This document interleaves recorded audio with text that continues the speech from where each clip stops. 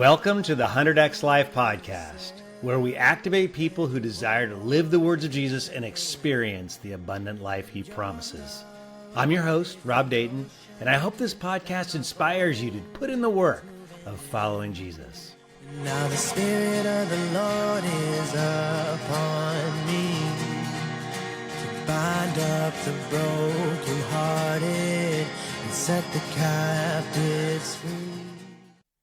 Hey, welcome to X Life, the process of following Jesus. And today I've got Jeff Landon with me. Jeff is a realtor, owns a business in San Luis Obispo. He's killing it up there. And he actually happened to go through the process of 100X Life. So he's already done this, I think, a couple years. Is that right, Jeff?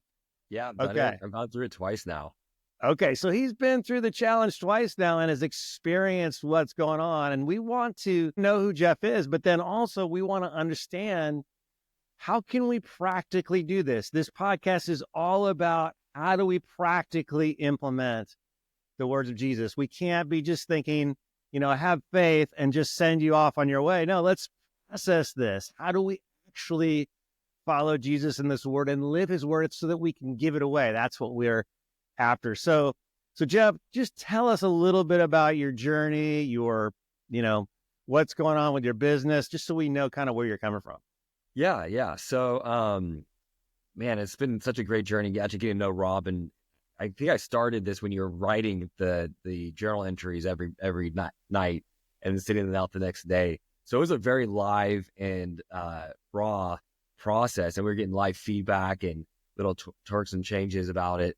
But it was amazing because I was in a kind of discipleship program for many years, and called the master's program. It was really great. And when Rob put this together, for me, it was like the fuel and the fire that accelerated the change in my heart, the change in my life, put things in perspective, really in perspective, like some of my values that I hadn't really firmed up with the Lord. I thought I was great. I thought I was good, solid. I'm the guy. I'm a good Christian guy. Come on. And, but then it was like, oh no, like I need to be like this type of man. And this is the next level of change that took place in my heart. And the change was like real, and it was fairly quickly. And then it resulted in a lifestyle change. So like there's the process, and then there's like the effects of the process after that stick with you and change. So for me, a lot of things changed from being physical, like physical activity. That's a big part of it, to spiritual walk, to how I treat and view my family and my wife. And that transformation was huge. I mean, it was big. It was really big for her. That's where she saw like changes in our marriage and things like that were formed out of the next life. So that's where we started to see the kind of like exponential growth and change. And it is from like these little like practices and really meditating on each word of Jesus every day. And also from a lot of it was like, whoa, like Rob is very vulnerable in this process. He shares deeply from his soul.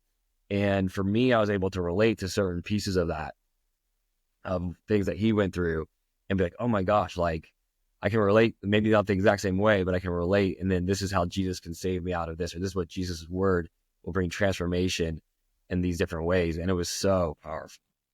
Come on. That's awesome. And so you're touching on a bunch of stuff, but essentially what you're telling us is 100X Life is a process of transformation. And then you're talking about, you said a little bit about me being vulnerable. And I think that that's really key for all of us. Yeah. We all have to be vulnerable to where we're at. In fact, becoming a 100X Life coach is just all about vulnerability and shepherding people through the words of Jesus.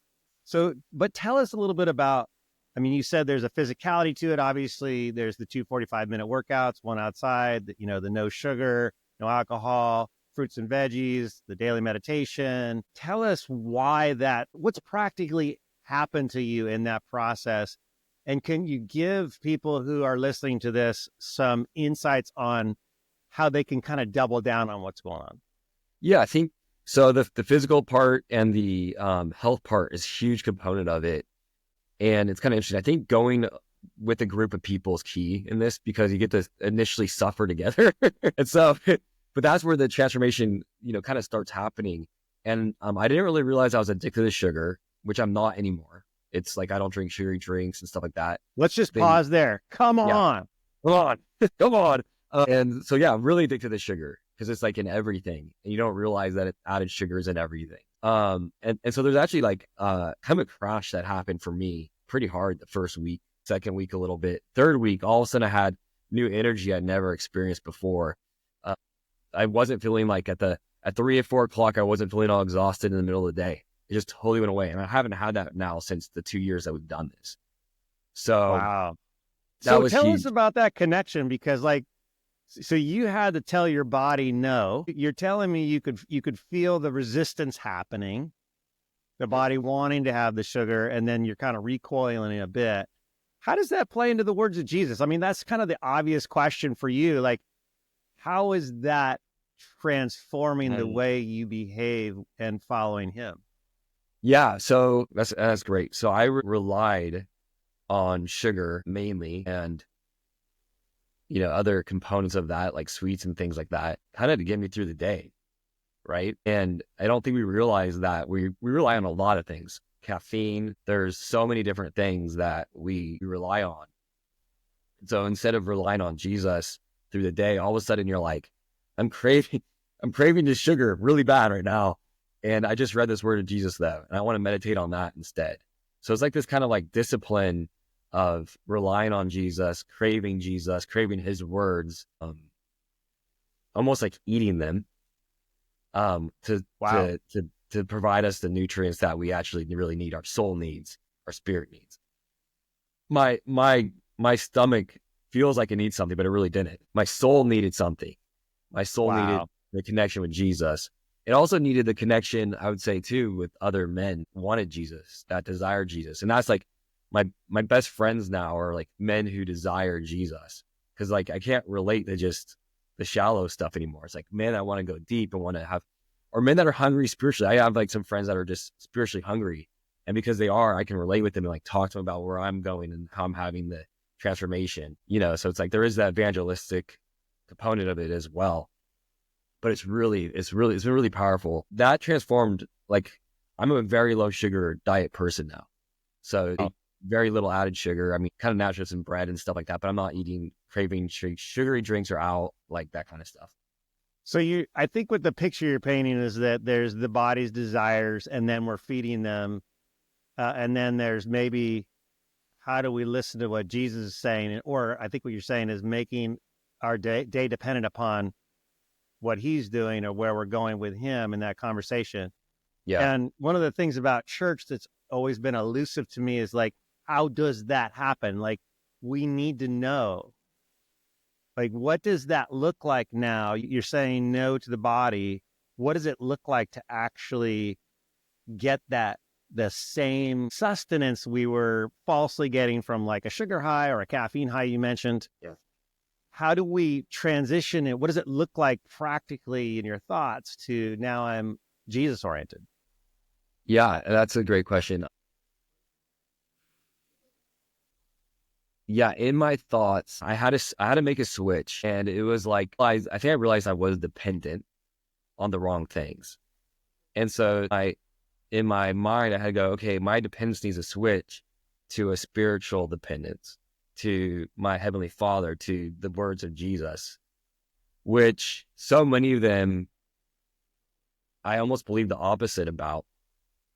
Like, grew up in the church, have all these things memorized and understood or whatever, but like my beliefs were like not actually in his word, in like what he Does that spoke. do you mean by that you don't feel like you were living it out? Like, so the belief, you might be able to say, amen, yeah, that's what I believe, but then the actions did not follow that? Is that what you're saying? Yeah. Like, is God really going to provide if I don't go do what I need to do? Well, like stuff like that, those type of things is I would put sometimes like instead of following God, I try to put my happiness or whatever, my like satisfaction first, put that as number one. And that's like American culture even. And even in some of the teachings in our churches, that if you put yourself first, then that's okay or whatever. Sometimes you hear things like this. But then if you put God's word first, what I learned is, I guess, if I put God's word first or Jesus' word first, then actually the true happiness and the true joy, which only he can give or create or stir inside of us, that rises to the surface. That becomes more abundant. The temporary sugar highs of life or whatever, those are temporary.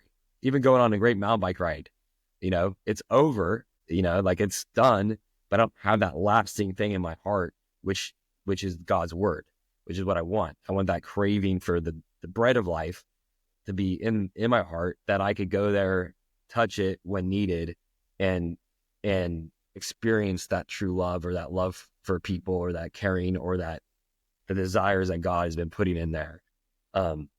So maybe what you're saying is, because to, I'm just trying to okay, so how do I, if I'm listening to this and I don't know, bread of life, I mean, it sounds like that sustenance is what you're saying, Jeff, that you're switching from kind of like a desire high to a mindfulness, or a kind of like within reach, or rumination of your mind, a natural rumination of the things of Jesus, like happening in real time as you're living. Is that what it looks like? Yeah, that's so much better said. That's what I'm kind of trying to get at. Yeah. So it's like living in a way where I'm like, this is how Jesus called us to live. This is like his commands. This is where he was forming us and shaping us. And when I engage into that, honestly, the true man that he created me to be begins to show. Come on. And it looks very different than the man that my flesh, that the desires and all those things present naturally. So in real time, does that mean and I'm just making it up, but you're in Starbucks, you're just kind of going through the motions, getting a coffee, but then because of this practice, you've got this track playing, what is Jesus doing in the room type of thing? Yeah. Describe it for you. Perfect. What is happening for you? Yeah. So in Starbucks, instead of I'm just going there to get my coffee or whatever, and this just happened at Coffee Bean Tea Leaf. Oh my gosh. I'm looking at the lady behind the counter, and I'm seeing all these facial tattoos and all this stuff, and I'm like, what's going on in her heart? What's happening? I just start engaging with her a little deeper, asking her more probing questions, and just trying to get and trying to find out what is Jesus doing? What is Jesus gonna spur to happen right now? Nothing really happened with her. And then someone's like, hey, are you Jeff Landon? Yeah, I'm Jeff. And I just start talking, and you're feeling, and you're just asking the Lord, what's going on? But it is going a little deeper with people too. And it allows for the opportunity for God to show up in the middle of my day-to-day life to bring some impact to someone else's life. And so, wow. And even the conversations I have with men right now are and it's, and I think it's because of this formation process. But I have many guys who I've never talked to any other man as openly as I'm talking to you about this stuff. Let's go. And it's really cool. It's and I think it's because I'm asking questions and I'm caring about people, and I'm trying to see them the way Jesus sees them. But that transformation had to start with me first, because honestly, do I really care? Naturally, no.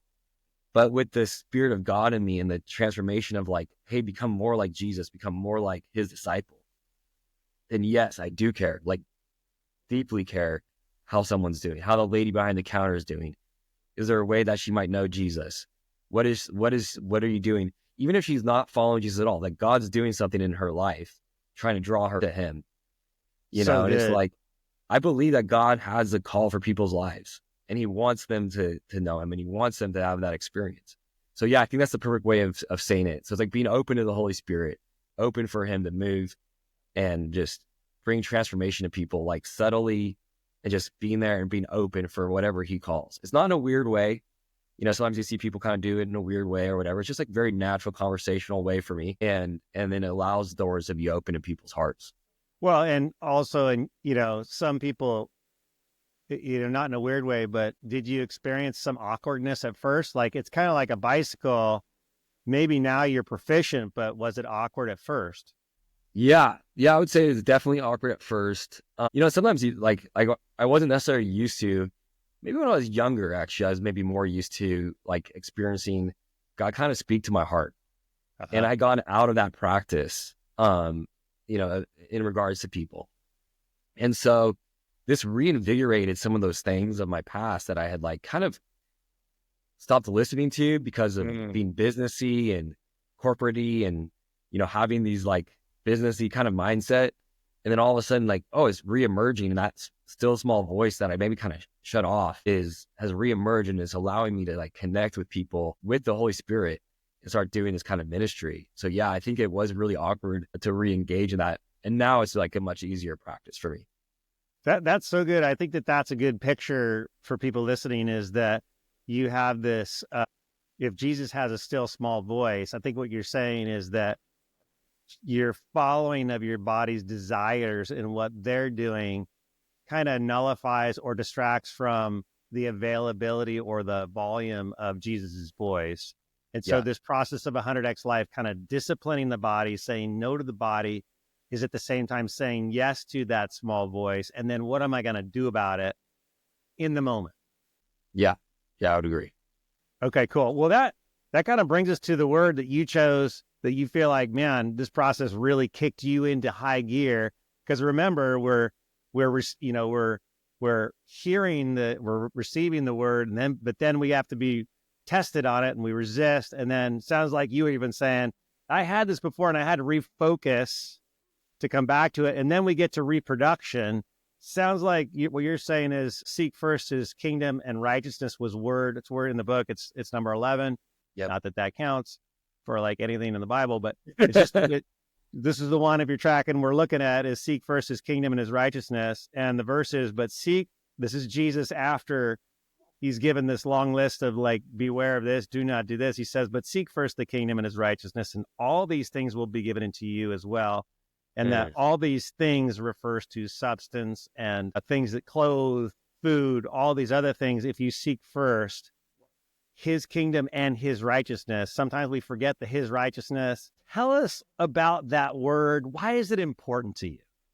Yeah, I mean, I love this word. It's out of Matthew 6:33. Like, I feel like so much of life, I mean, I'm only 40, but it does feel like, you know, for me in my Christian walk, I was like just on fire for Jesus, college, love Jesus. And feels like, you know, the worries of the life and not being kingdom focused kind of like wore me down, you know, tough business things and tough this. And like, just, I got to make sure we have enough for the kids, or, you know, COVID happened, right? All these things. And I kind of somewhat sought the kingdom, but like wasn't really seeking the kingdom first and his righteousness first. And so as kind of life progressed, I would say I drew in some sense away from him as my number one, as my priority, and more became like the traditional, like I'm in the pews, I'm on the board, I'm like doing these things that seem like I'm still progressing my faith, even though I wasn't. Like I'm on these boards and I'm like, yeah, cool. You know, let's make a business decision here. Like, you know, and still praying about it and stuff, still doing the right motions, but like not seeking his kingdom first, not seeking righteousness first. And righteousness is easy to escape us as men, especially. I think it's easy to like let things grow in our minds and fantasies grow in our minds. It could be for other women. It could be for a life of wealth. It could be for elaborate vacations. Those things can take a priority. You know, quality of life things can take a priority as we want to be more comfortable as we tend to get a little older, right? And so I definitely let those things like creep into my heart and creep into my mind. And as we went through this program, I would say that was like the main thing. Like, I gotta seek the Lord first. I gotta seek his righteousness first. I gotta seek his kingdom. Jesus talks about his kingdom so much, yet we almost like never hear it preached from the pulpit. And his kingdom's powerful, but we're asking for his kingdom to come here on earth. And so in my life, how that played out, God had put all these pieces in place for me to have more of a kingdom calling and have a calling that impacts people more. And they were all sitting there, yet I wasn't engaging them. I wasn't using those things. And so through this transition, I was like, I don't care so much about wealth and money and all these things. I care about kingdom impact. I care about the people that God's put in front of me. I care about my team in real estate. Like, I want to impact these men's lives and these women's lives that are right there with me every day, and start implementing some of these things with them, actually. And so with that, this change and transformation really in my heart just started slowly happening, and it's still happening. But the pieces of the puzzle, for example, this Nature Corps, was right there in front of me for years, my dad's nonprofit. And all of a sudden I realized I could use this like he has, but I could really use it as a place where I can take some of my passions that God's put in my heart and impact youth and impact people in nature towards Jesus. And I'm seeing it more and more as I go out with public schools. We have to be a little bit careful, but we go out there into nature and we're talking about gratitude and this, and I'm literally teaching them how to pray. And then when I get one-on-one, I'm in the car, I can share about my faith, like God's doing this in my life. This is what I believe. And this door is opened to bring impact in these students' lives that I wasn't engaging with at all really before this. A little bit, just kind of helping my dad, but not because I love the program. Now it's like the highlight of my life. I'm like, I love this program because I get to talk to kids and impact kids. Literally to the point where when the kids leave on the last day, we do gratitude and they're all just saying thank you and to each other and to their teachers and stuff. And they're like all in tears. And at that point, usually I've had a chance to share my faith with quite a few of them. So they know where we're coming from. So it's really cool. It's really exciting, that part of it. And I can see that program becoming more and more impactful in people's lives as well towards the kingdom as time goes on. So there's all these pieces that were in front of me. My involvement with the kids' school and in sports became something that became like an outreach in some sense, where we have all these other families and we get to show them the love of Jesus through sports and soccer and all these things. So just, they're all there, but I didn't view them as a way for me to exercise my discipleship under Jesus in the kingdom. I didn't view it that way at all, which is more of a chore. And so now it's like, man, this is my privilege. This is my excitement. Okay, this is good because like seek first his kingdom and we'll get to his righteousness, but it sounds like you are doing that in many, many different areas. You got your business, your real estate business. Then you've got this nature core program exposing people to the Yosemite and trail building, students, corporate people. And then you're talking about, with your kids and what's going on in their sports. And so tell me, so it sounds to me like what you're saying is that it's not just, you did label one thing a ministry, but I kind of want to always caution us, because what do we mean by ministry versus we're just life? I think Jesus is calling us to a life of living his words. And is that a ministry or is it not? Yes. It's who we are. So help me with your life. Help us decipher or just to look into that, because you're not a pastor, right? So how does it, as a business guy, seek first the kingdom? Yeah. So practically speaking, which this is something I struggle with still today, but it's like, I know when I do this, that my mind is focused on Christ and the kingdom's coming first. So first thing is opening up the word of God and doing some devotional and writing down some things that God has for me today, or hear what he's saying to me. It's like, Lord, what are you saying for today? What are you speaking to me? What do you desire? So I'd say that's like practically the first thing, is opening up the word of God and doing that. So it's just a question. It's like, here's my day. I'm available. This is your day. How do you want me to be involved in it? And and that's putting him first again. And so that practically is probably the first most important thing. And yet I feel like the most attack on that, because we'll wake up and the kids are going off or whatever, whatever's happening, life happens. But early morning seems to be the time that is most effective. And then what do you get like in that time? Like give us a practical example of like an insight that you got that changed your day. Oh yeah.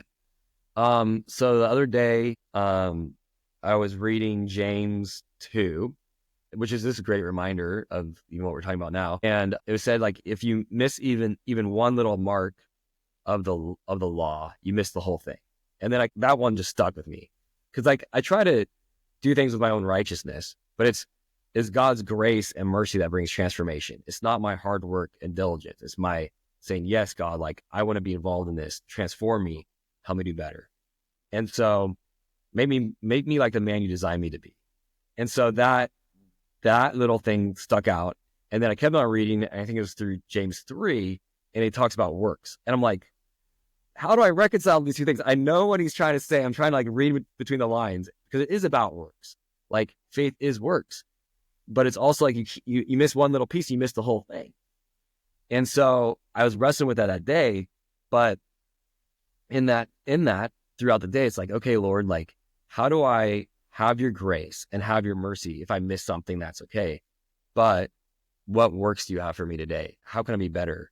And like, how do I be an example to my kids? How do I not raise my voice when I'm frustrated? How do I show them who you are also? So it's like just practically like that thing was working itself out in my heart that day. So God, I think, more cared about my heart, not the mission field in that moment. He's like, I want your heart to be right and pure, Jeff. Be transformed first in your own right. Put the oxygen mask on you first before assisting others. Yes, exactly. So I got that thing on, and it's good to think about. It's good to reflect on. But that's how, like, that just starting off in that moment. And I do remember that specifically about the kids. Like, don't, like, today I need to like be an example and not raise my voice and be frustrated. We got all this stuff going on. The kids aren't listening. And I think it's easy to fall in those traps, but it's like, I am the example. I am as well. So, it's like, that was my work, I think, for that day. That's interesting because and I haven't really thought of it this way before, but like your desire to raise your voice is also a bodily reaction. Right.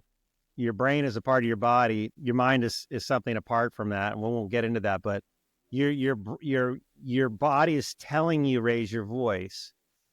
And then because you've done the work of listening to his voice, you're like, yeah, no, we're not going to do that.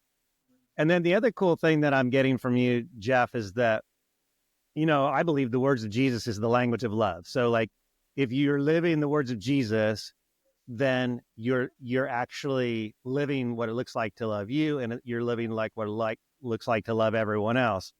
And in this word, seek first his righteousness, it's kind of the pause point to get to that place of actually enabling love.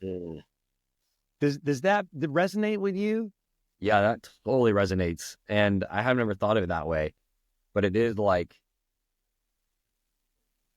it's a lot. Yeah. Because of the righteousness actually is like, I'd be in the wrong, right? If I can't control myself to my kids, then I'm in the wrong. So I'm not in right standing. So that is like the righteousness that I'm seeking was, I didn't put this all together till now. I was like, I'm seeking to be right as a father and model Jesus better, which I fall short all the time. I think we all do, but I want to do better. I want to do that work to be better. I don't want it just to be, I don't want to just be status quo. Come on. I want my kids to be like, my father, he had his issues, but he worked so hard at being the best dad that he could be. And he gave us all these great opportunities and this and that, and modeled Jesus and modeled that walk. And I think that's true with our families, is like, my kids don't get much from me preaching at them. Like they get a lot when other people talk to them about Jesus, or if I'm in the right setting. But if I'm modeling walking with Jesus and they see the Bible open, or they see me worshiping Jesus, or they hear me singing in my car, then they're really catching Jesus. It has an impact. You're not just saying this, but you're living this. And kids of all people, wives included, husbands, we all know what's real about our dad and what's not real. You're kind of transitioning to his righteousness. Let's do that. So seek first his kingdom and his righteousness, somehow going together. Sounds like what you're saying is modeling Jesus and his behavior is a righteousness, a form of defining that. And then arguably the words of Jesus would be, if we were able to live those things, we would be modeling righteousness. We would be seeking first his behavior, would be another way of saying his righteousness. Mm-hmm. So it's interesting to hear you talk about that. So how does that practically move, and how did you get through that part of the word to kind of practically say, this is what I'm doing? I mean, you said so much that really resonates that. Is there any other insights you can give us regarding specifically his righteousness?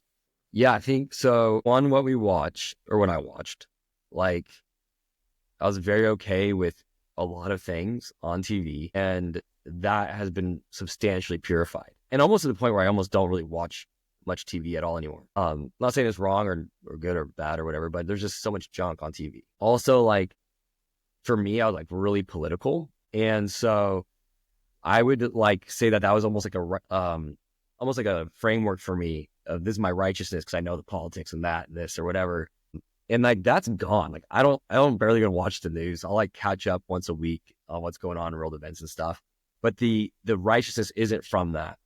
So I was basing my belief system off of like, this is what's right and wrong, when really it's like, this is not really that important. Wow. So let me pause you on that, because that was pretty powerful, because we could serve both of those, or his righteousness and seek first the kingdom. Because what you're saying with both TV and politics is, if I am listening to these things and this is what my focus is on, I think what you're saying is then it's going to be very difficult for me to focus on the kingdom. Because because how we live requires the focus of our attention.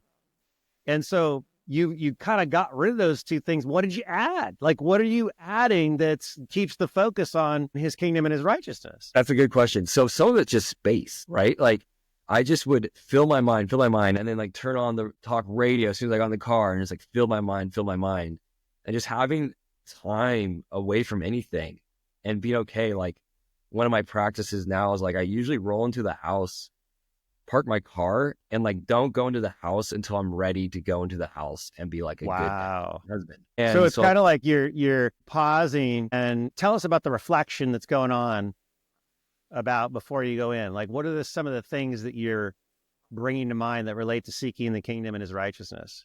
Yeah. So for me, I was and still am, but I'm way better, very distracted with this father. I hear you're a realtor. Yeah.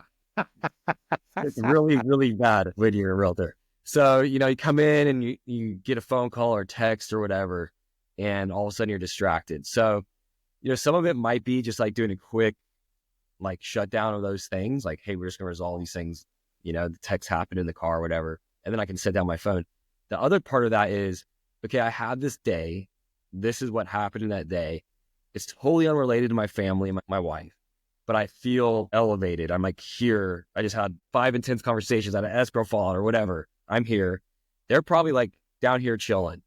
So I need to get myself down there, and I need to So you're adjusting your mental space intentionality to be at their level.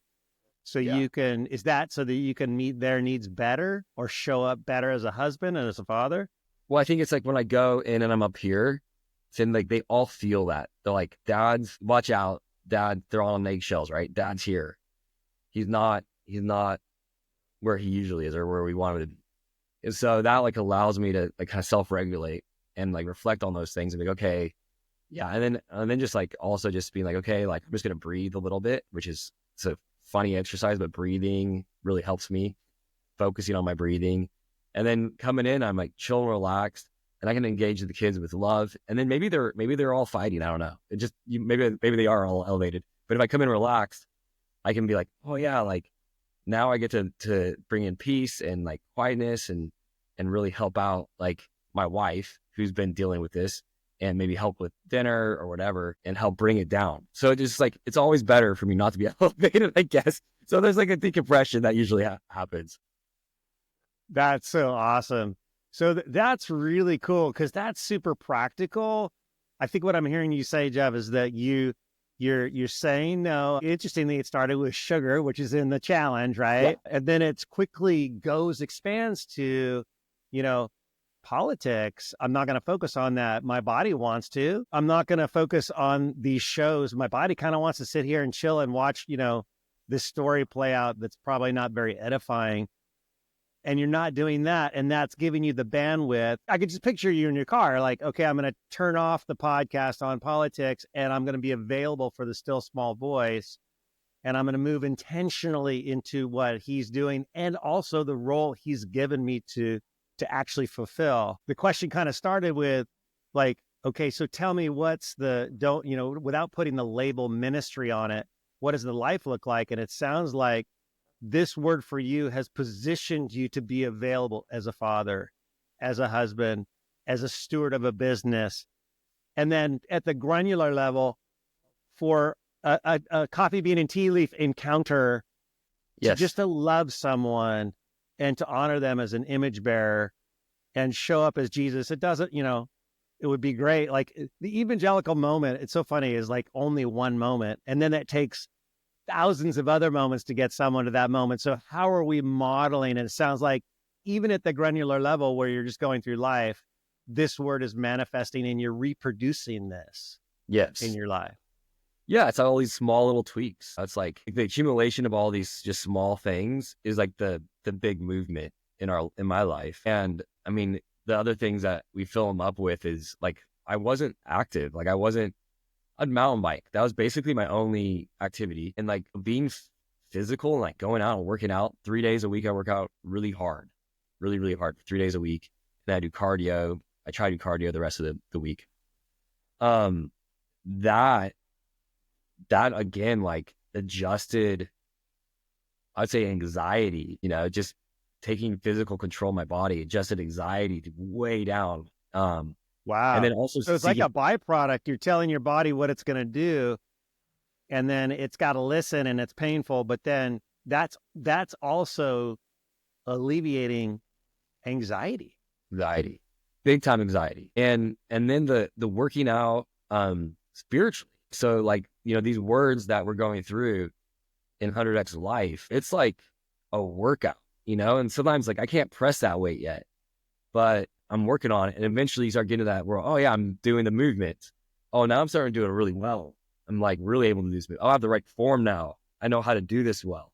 So that all starts transforming, and it's been really cool to see like my wife and I, our relationship's gotten better because of my work. And that's been really great. So it's just like, those are the things, like those are the exercising the word is what brings the transformation in our marriage and our kids and our businesses and our calling, finding our purpose, that brings the transformation. That's cool. And the keyword exercise, what I heard you just say right then is it's not like you perfect it in a moment. You're exercising, building the muscle. You said the form, and this I think you're applying to not just lifting weights, but also to living the words of Jesus. Yeah, that's exactly right. So this will be my third time going through the words of Jesus. And it's like, oh, good, because there's so much. 55 is like a lot to forget. I mean, who can even remember the 10 Commandments, right? We forget those things, but like reliving it out, taking the first part of our year and walking that out. I think that's where it's like doing this yearly is going to be part of that, learning the form, how to stand up straight, how to do the squat right, and all those things. That's going to be that exercise for me, probably till I die, of doing, this next life. Okay. So final question. This has been super rich. So this podcast probably gets released on day 17 of the challenge. What's your advice to someone who's now gone through 17 days of this? What's your advice? What would you be telling yourself? Okay. So I remember really clearly, like it was that second and about halfway through that second week where you're like hurting because you're doing the activity and you can gauge what you're okay with. You're at the sugar kind of like readjustment in your body. If you have been drinking alcohol and you were drinking alcohol, that's going to be another thing that's going to, impact you. So you're gonna have like all these impacts. And plus you're probably tired because you've been getting up early, reading the word of the day. So you got all these things. So it's like, right then it's like either you're going to quit, which is what I think most people that quit would quit right around this time.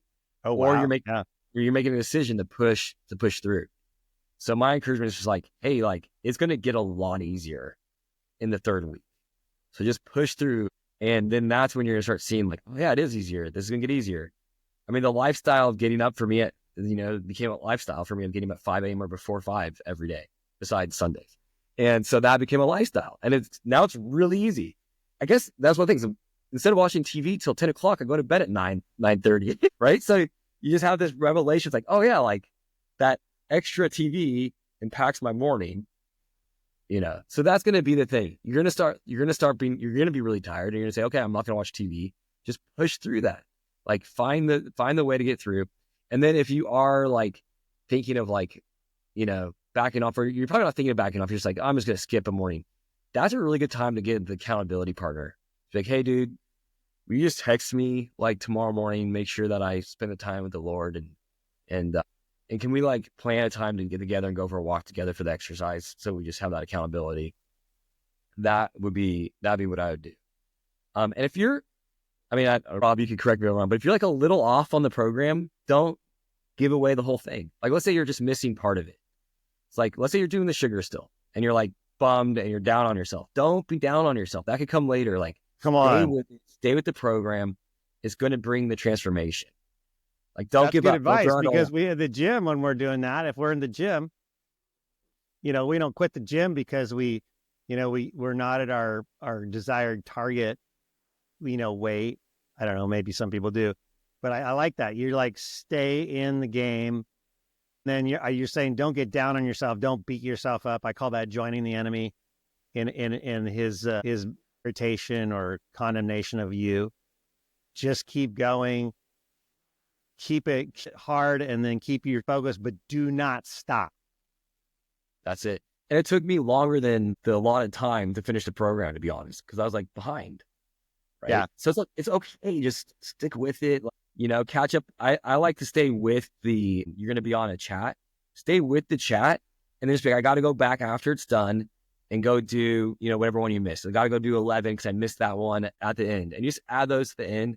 That way you're like, maybe you have an extra 4 or 5. You're like, okay, I got through the whole thing. I got all the words of Jesus. But like, stay with the chat, stay with it. It's really, it's powerful. Like, the group dynamic that will form on your cell phone will like encourage you to like keep on doing it, because you're gonna get these stories and testimonies, and you're like, your testimony is just like maybe one day away. Big testimonies that come, it's just one day away. So, or it could be just one day away, but you will have a testimony. You'll have a story about how Jesus's words transformed your life through this 55 plus days. It's amazing. That's amazing. And that is reproduction. When you have a testimony of a word that you're living now and how it's transformed your life, that is tangible. In the Bible calls it fruit. I think we need to find a different word to make it practical for our audience, but we can give away that testimony to inspire someone to do it as well. It's like we're giving them the power and authority to, hey, I invite you into this word of Jesus to live this as well. You have me as an example. Yes, it was difficult, but I made it through. So, man, Jeff, thank you so much for spending time with us. Guys, keep on going. Day 17. Let's go. 100X Life. You can do this. Go on. If you believe in the 100X Life movement, please follow and invite a friend by sharing this podcast.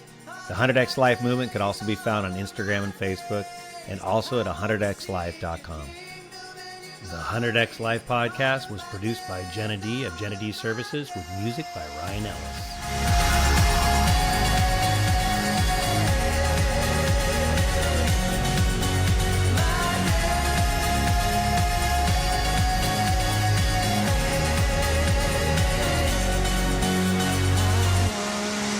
Was lost, but you found me here, and your fire burns inside. It will not disappear, because the Spirit